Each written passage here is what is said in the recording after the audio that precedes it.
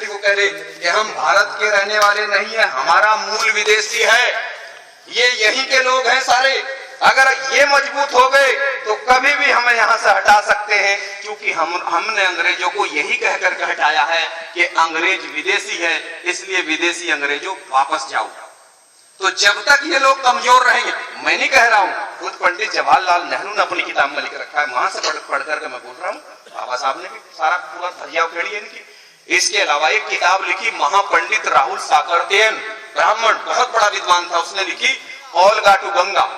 Olga नदी रूस में, गंगा नदी भारत में। उस किताब में पूरा वृत्तांत है, पूरे डायलॉग है, उसके अंदर प्रमाण दिए गए, लिखा गया। उसमें क्या लिखा कि किस तरह से आर्य ओल्गा नदी के तट से चलकर गंगा नदी के तट तक कैसे कैसे पहुंचे, उसमें लिखा हुआ है। ऋग्वेद के अंदर, ऋग्वेद भारत की सबसे प्राचीन किताब है, जिसे ब्राह्मणों के बाप ब्रह्मा ने लिखा है। उस किताब के अंदर लिखा हुआ है, हमारे बड़ों का नाम लिखा है राक्षस, असुर, दानव, दैत्य, देशु, बंदर, गधा, कौवा, और ब्राह्मणों ने अपना नाम लिखा उसमें देवता, हंस, ठीक है ना। अपने ये इतिहास नाम बदल के इतिहास लिख रखा है। कभी आप किसी मुकालते में पढ़ लो ऋग्वेद, उससे प्राचीन किताब नहीं है भारत में, सबसे प्राचीन किताब ऋग्वेद है भारत की। उसके बाद फिर 3 वेद लिखे गए, उसके बाद उपनिषद लिखे गए, उसके बाद रामायण और महाभारत आई, उसके बाद भागवत गीता आई, और भागवत गीता के आने के बाद ही हमें भारत में चमार बनाया गया। उससे पहले केवल 4 वर्ण थे, ब्राह्मण, क्षत्रिय, वैश्य और शूद्र, 4 वर्ण थे, जाति बाद में बनी। इसलिए सम्मानित भाइयों, युद्ध में तो हम जीत गए, युद्ध में तो हम लोग जीत गए, लेकिन वो जो आर्य थे उनके 3 नेता थे। एक का नाम था ब्रह्मा, दूसरा विष्णु और तीसरा महेश। उन्होंने मीटिंग की और मीटिंग करके उन्होंने कहा कि युद्ध लड़कर हम इनके साथ कभी नहीं जीत सकते, इनके साथ मिल करके छल कपट करेंगे, तभी जाकर के हम इस देश पर कब्जा कर सकते हैं। उनके खुद के देश में अकाल पड़ गया था।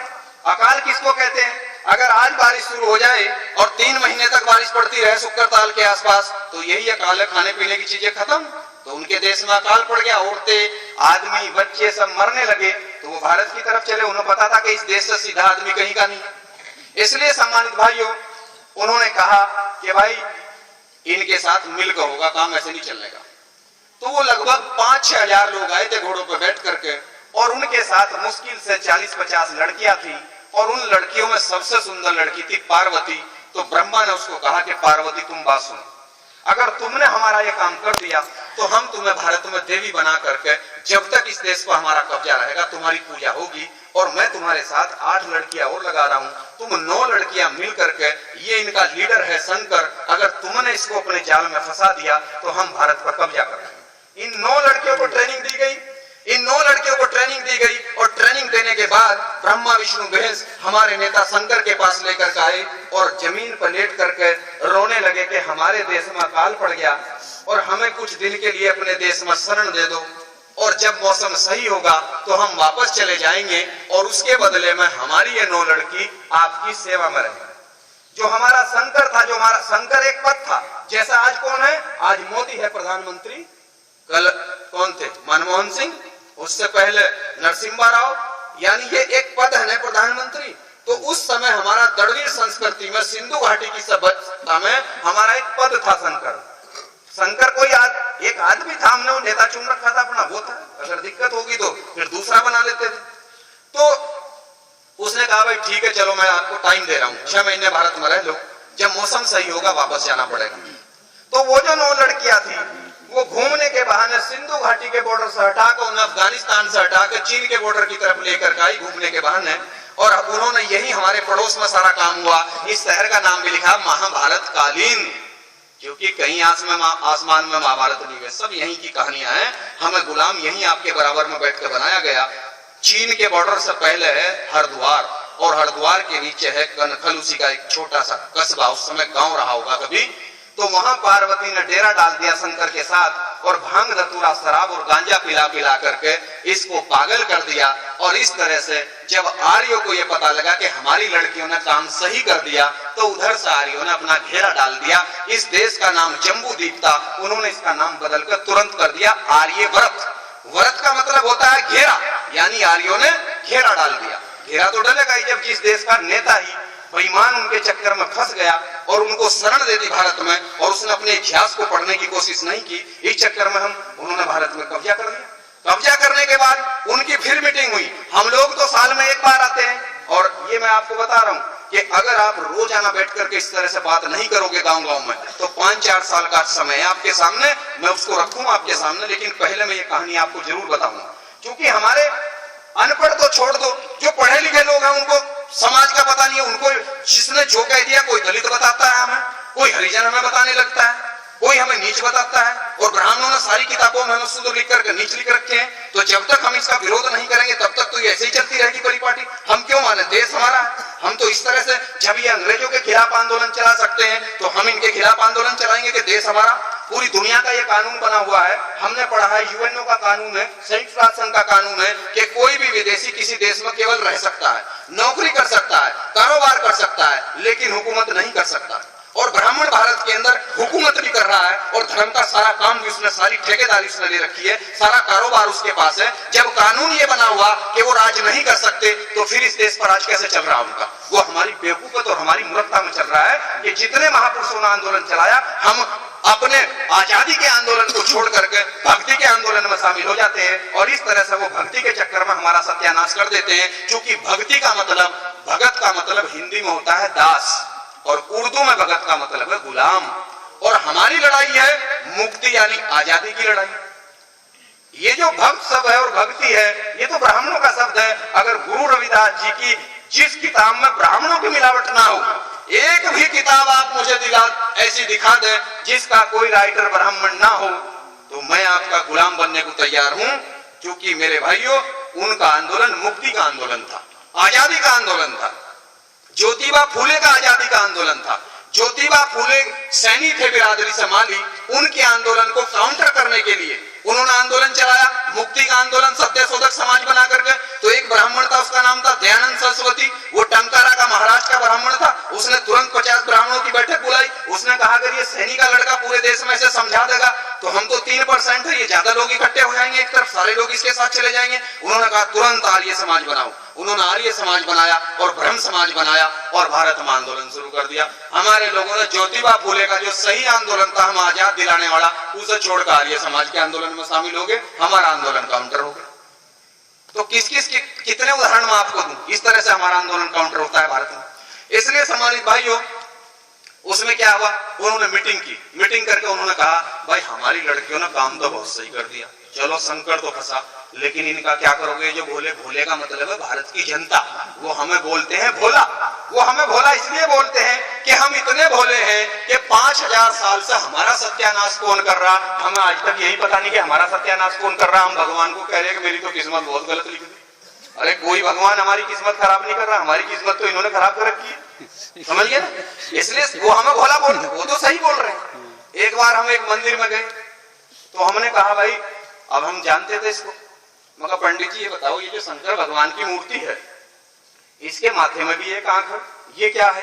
कहने लगे बच्चा इसे मत पूछो। आज क्यों नहीं बताओ मगर इसके बारे में? कहने लगे अगर भोले ने आंख खोल ली तो धरती पर परले आ जाएगी। परले, अगर इसकी संधि विच्छेद करो इस शब्द की, तो पर का मतलब होता है पराई और लय का मतलब होता है व्यवस्था।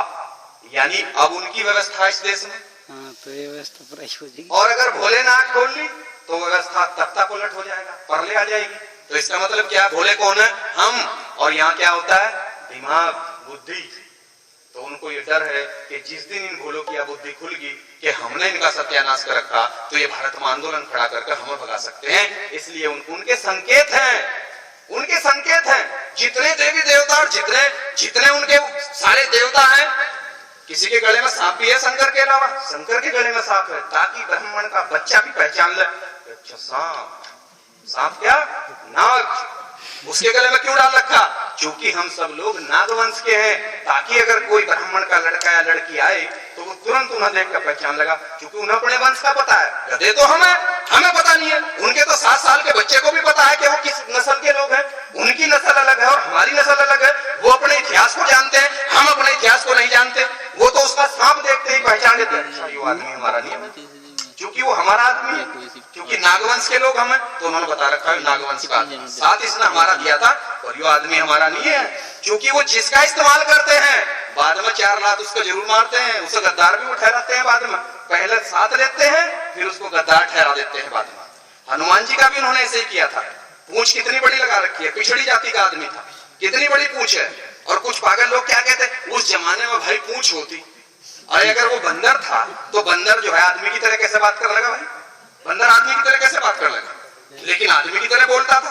और अगर उस जमाने में सभी का पूंछ होती, तो जब हनुमान जी की इतनी बड़ी पूंछ थी तो राम जी की इतनी सी होनी चाहिए, होनी तो चाहिए थी। तो ये तो हमारा बना रखा है, इन्होंने बहुत अच्छे वाला बना रखा है। इसलिए सम्मानित भाइयों, उन्होंने ब्रह्मा ने कहा कि इनका इलाज भूलों का मैं करूंगा, और ब्रह्मा बैठ के लिख कर लेकर के कलम, और कलम के मामले में ये कसाई है। बाबा साहब ने लिखा है, बाबा साहब ने लिखा है कि ब्राह्मण चेहरे से भोला होता है लेकिन दिल से कसाई होता है।